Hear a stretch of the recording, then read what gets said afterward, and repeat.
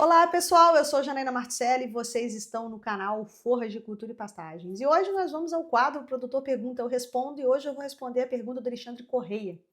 O Alexandre tem um pasto que ficou parado um tempo e agora vai se iniciar o período chuvoso e ele está querendo saber o que ele faz em relação a essa roçada.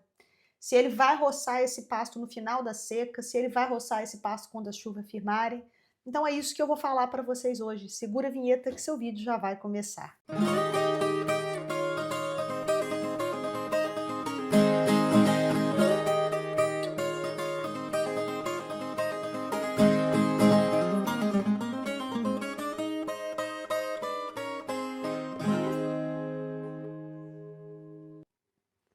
Pessoal, nesse quadro o Produtor Pergunta, Eu Respondo é exatamente isso. Mandem as perguntas de vocês que assim que eu puder eu faço um vídeo tentando responder a pergunta que vocês estão me enviando aqui, né? Então vamos fazer desse quadro um quadro mais participativo. Eu gostaria de pedir também para vocês darem um joinha aí, né? E obviamente espalhar esse conteúdo para o maior número de pessoas possível para que a gente possa fazer esse canal crescer um pouquinho mais e levar informação para todo o nosso país. Então vamos lá, o Alexandre quer saber o que ele faz, qual é a época certa para poder fazer essa roçada. Nós já conversamos sobre isso algumas vezes aqui no canal, mas é sempre bom a gente estar dando umas reforçadas aqui no conhecimento para ficar mais fresquinho para vocês. Na verdade, o que eu quero dizer num primeiro momento é que a roçada, gente, ela deve ser evitada, tá? Roçar pasto não é uma boa ideia, porque capim tem que ir lá para dentro do bucho do animal. Então, sempre que a gente precisa fazer a roçada, é porque houve algum destempero no manejo ali, a gente não acertou muito bem esse manejo. Por isso que a roçada deve ser evitada e eu costumo dizer que a melhor roçadeira que existe é boca de boi. Então quem tem que roçar a pasta é boca de boi, não é a roçadeira. Mas existe um momento que eu costumo dizer para os pecuaristas que eu atendo aí, aqui também nas redes sociais, eu sempre digo que tem um momento que a roçada está liberada, que é justamente nesse período de transição entre a seca e a água. Então nós temos duas, na verdade, assim, situações que vão acontecer no nosso Brasil.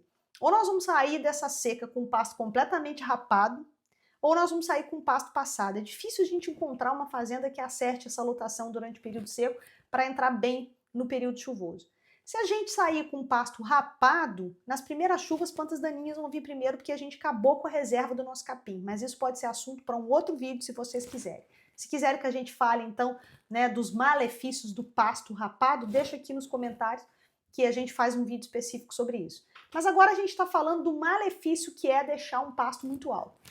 No caso do Alexandre, ele deixou o pasto muito alto porque ele não tinha gado. Então ele não pode de jeito nenhum entrar no período chuvoso, entrar agora na primavera, né? A gente está no Brasil Central iniciando o período chuvoso do ano.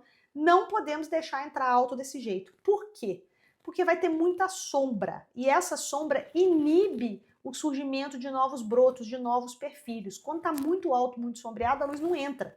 Se a luz não entra, e a luz é um importante indutor de perfilhamento e da geração de um novo broto, né, essa luz não vai entrar e não vai perfilhar. Então ele de fato vai ter que roçar, ele não tem saída. Uma saída interessante para esse tipo de pasto mais macegado é a gente aumentar a lotação e colocar um proteinado no coxo. Coloca um ureado, né, para fazer com que esses animais aumentem o consumo. Então, porque falta proteína nessa dieta, a gente tem energia até, porque o capim está ali passado, mas não tem proteína. E nós precisamos levar a proteína lá para dentro do bucho do animal. Então você coloca um saureado, né? Até um adensado, pode trabalhar com proteinado no coxo para facilitar esse consumo e rebaixar mais. Então, quanto mais a gente conseguir rebaixar, até mesmo antes da roçada, melhor é, porque fica com menos resíduo ali em cima dos perfilhos. Porque quando eu passo a roçadeira, eu vou deixar aqueles resíduos, né? E aquele resíduo ali no solo também vai ajudar a ter uma reciclagem de nutrientes, mas se ele ficar em cima da touceira, se ele ficar ali em cima dos perfilhos, ele vai inibir também um novo perfilhamento. Então isso não é bom, isso não é ruim. Então isso não é bom, isso é muito ruim. Então o que a gente deve fazer é sempre tentar rebaixar esse pasto o máximo que a gente conseguir com boca de animal, tá? Não deu para fazer isso, Janaína. No caso do Alexandre, ele não tem gado, eu vou ter que roçar. Qual é a melhor época para poder fazer esse trabalho? Tá? Então a melhor época para você fazer essa roçada é quando você já tem certeza que as chuvas firmaram, para você favorecer a rebrota e para você favorecer o perfilhamento. Melhor ainda é que depois que as chuvas firmem, para você acelerar essa rebrota e colocar os animais mais rapidamente possível, é fazer uma adubação. E todo mundo sabe, porque a gente já falou isso aqui no canal inúmeras vezes, que a adubação deve ser feita no período chuvoso. Então não adianta eu roçar no final do período seco e fazer essa adubação. Não. Eu vou fazer essa roçada no início do chuvoso. Então eu preciso saber qual é essa transição entre fim da seca e início da chuva na minha região. Então depois que essas chuvas firmarem, que eu já tenho um acumulado ali de 50 milímetros, aí eu faço essa roçada estratégica. Espero um pouco para essa matéria orgânica se mineralizar um pouquinho. Depois eu faço então a adubação nitrogenada, principalmente, né, de acordo com as minhas necessidades, se há ou não necessidade de fazer pela minha taxa de lotação, para que eu possa induzir melhor então esse perfilhamento. Pessoal, eu queria falar para vocês que o nosso livro novo no Pasto é Mais Barato já está disponível em www.pastofert.com. Ele é o terceiro livro da trilogia. A gente fala um pouquinho aqui sobre intensificação de pastagens e eu tenho certeza que vocês vão gostar. Lá na Pasto Fert tem também vários outros livros para vocês.